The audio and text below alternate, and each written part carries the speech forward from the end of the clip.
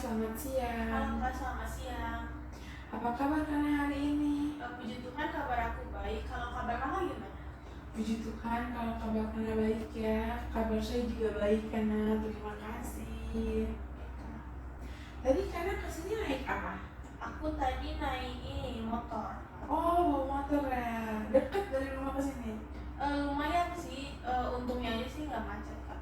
Oh, nggak macet. Oke. Kana kesini hanya untuk konseling atau Kana ada kegiatan lain? Aku mau main sama aku mau nyempetin waktu untuk konseling juga Kak. Oh, mau main ya sama Iya. pacar? Bukan ya sama temen dong. Oh, sama temen ya. Oke, di sini aku mau menjelaskan kepada Kana tujuan dari konseling kita pada hari ini. Tapi sebenarnya Kana sudah pernah mengikuti sesi konseling belum nih? Aku belum pernah sih Kak. Oh, belum pernah, berarti ini first time ya Kana? Iya, baru pertama Oke, kali. mantap sekali. Nah, jadi tujuan konseling kita pada hari ini itu ingin membantu Kana menemukan solusi dalam permasalahan Kana yang sedang Kana alami dan membantu Kana juga agar Kana dapat menyelesaikan masalah yang sedang Kana alami. Oke Kak, Oke, paham berarti ya? paham Kak.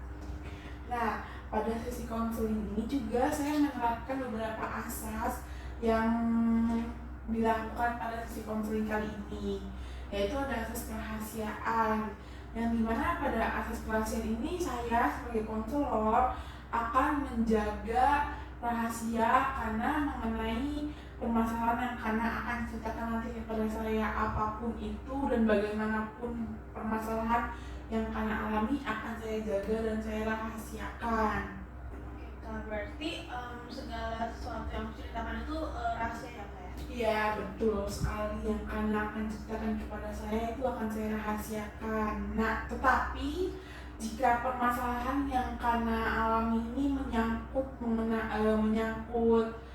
apa ya, akan merugikan orang lain atau karena akan melukai diri karena sendiri dan karena akan mencoba untuk bunuh diri, kalau karena melakukan itu semua saya tidak akan merahasiakan permasalahan karena alami, tapi saya akan memberitahu masalah ini kepada pihak yang berwajib. Oh, oke Kak.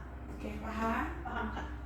Selanjutnya ada asas keterbukaan, yang dimana pada asas keterbukaan ini saya dan Kana sama-sama terbuka mengenai permasalahan yang Kana alami agar kita dapat berinteraksi dengan baik. Kalau misalkan kita tidak terbuka kan kita sulit ya untuk mencari masalahnya itu kan. Iya Kak. Oke, berarti sampai ini asas-asas yang diterapkan pada konseling ini Kana paham? Paham Kak sejauh ini. Oke, baik. Sebenarnya saya ingin mengucapkan terima kasih banyak kepada Kana karena Kana telah menyempatkan waktunya untuk hadir pada sesi konseling kali ini tepat waktu dan tidak telat. Oke Kak, makasih juga ya Kak udah menyempatkan waktunya. Oke, sama-sama Kana. Sebelum kita masuk ke sesi konseling, saya mau menanyakan kepada Kana mengenai kesiapan Kana untuk melakukan sesi konseling ini. Apakah Kana sudah benar-benar siap? Udah Kak. Udah. Oh, kenapa nih Kana tadi napas dulu Kana? Gak apa-apa Kak. Supaya siap aja Kak. Supaya siap. Oke, baik, tarik napas lagi ya. Udah tenang?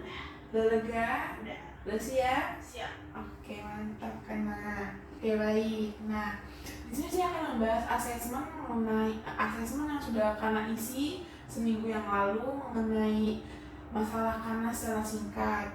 Yang dimana Kana itu mempunyai permasalahan prokrastinasi karena terlalu banyak ekstrakurikuler yang Kana ikuti. Ya Kak. Oke, sebelum mendalami permasalahan Kana, aku mau tanya dulu nih, permasalahan yang Kana alami ini muncul dari Kana kelas berapa? Ketika aku masuk SMA Kak. Ketika kamu masuk SMA ya, oke, berarti baru ya? Iya baru. Nah, karena saya meminta tolong ke Kana untuk Kana tuh menceritakan secara lebih detail dan mendalam mengenai permasalahan yang sedang Kana hadapi ini. Oke Kak, jadi prokrastinasi itu muncul karena aku ini lagi aktif-aktifnya mengikuti ekstrakurikuler di sekolah.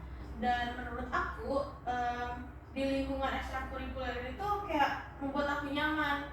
Dan lingkungan ekstrakurikuler ini tuh kan tentunya di dalamnya kan kayak aku tuh dapat teman, dan teman-teman ini tuh kayak membuat aku nyaman gitu Kak. Dan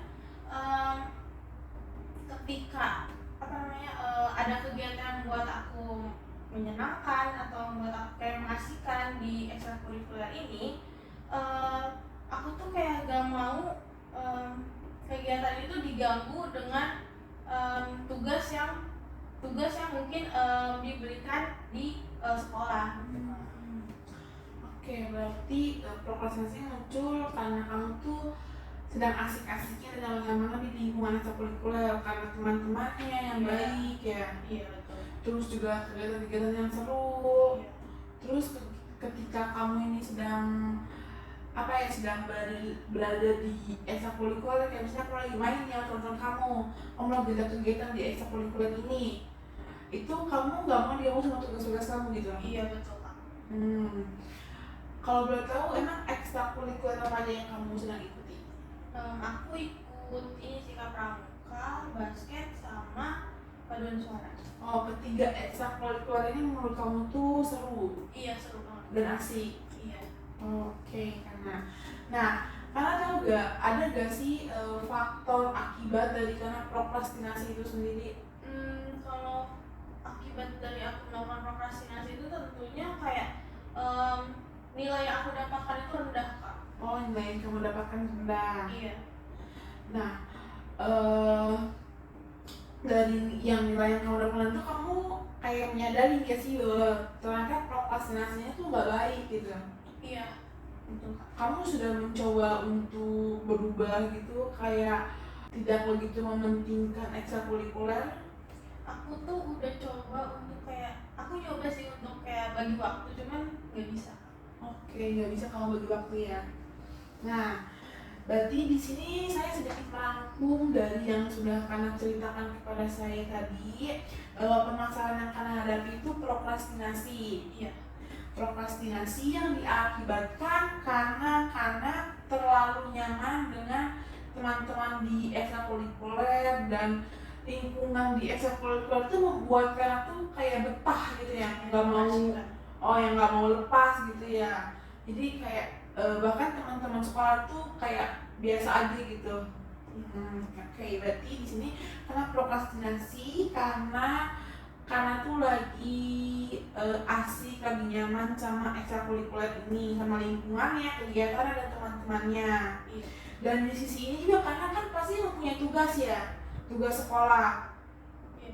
Dan ketika tugas sekolah ini ada, karena tuh tetap memilih di lingkungan ekstrakurikuler ini, kayak karena sudah terlalu nyaman sama lingkungan ini, kayak karena lagi asik tapi di sini ada tugas gitu loh. Kayak aku tuh nggak mau diganggu gitu, aku lebih milih ke ekstrakurikuler ini. Dan karena berarti karena menghilangkan tanggung jawab karena dari si tugas-tugas ini ya. Iya betul Kak. Oke, berarti secara tidak langsung di sini karena itu mempunyai irrational belief, yang dimana karena itu harus menghindari tanggung jawab yaitu mengerjakan tugas, prokrastinasi kan karena tuh sedang berada di situasi yang membuat Kana nyaman, yaitu ekstrakurikuler tadi. Nah, di sini di sesi konseling ini saya mau membantu Kana menghilangkan irrational belief itu menjadi rasional. Itu kamu harus bertanggung jawab terhadap tugas-tugas sekolah kamu. Oke Kak. Oke, sampai sini ada yang ditanyakan karena Sejauh ini enggak. Nah, sebelum kita menutup sesi konseling pada hari ini, aku ingin memberikan kamu tugas yang harus kamu lakukan selama 2 minggu. Karena kan 2 minggu kemudian kita akan bertemu di sesi konseling selanjutnya. Jadi penugasan itu aku mau ngeliat update perkembangan setelah mengerjakan penugasan ini itu apa gitu. Jadi kan tugas itu ya. Iya, nih aku jelaskan tugas saya. Jadi di sini nanti aku akan memberikan formulir seperti jadwal. Di sini ada jadi Senin, Selasa, Rabu, Kamis, Jumat. Kamu ada sekolah sampai hari Jumat. Hari Jumat, berarti Senin, Selasa, Rabu, Kamis, Jumat. Nah, di hari Senin ini ada jam 7, 8, 9, 10 sampai jam 12 malam. Kamu biasa sekolah jam berapa? Dari jam 8. Dari jam 8 berarti di sini kamu sekolah jam 8 sampai jam 4 biasanya. 16.00. Kamu setelah sekolah ada ekskul lain? Ada Apa? ini apa namanya, paduan suara. Paduan suara Jam setelah ini pulang sekolah. Oh, berarti jam 4 ya? Iya, Sampai jam? biasanya sampai jam 6 Kak. Oke.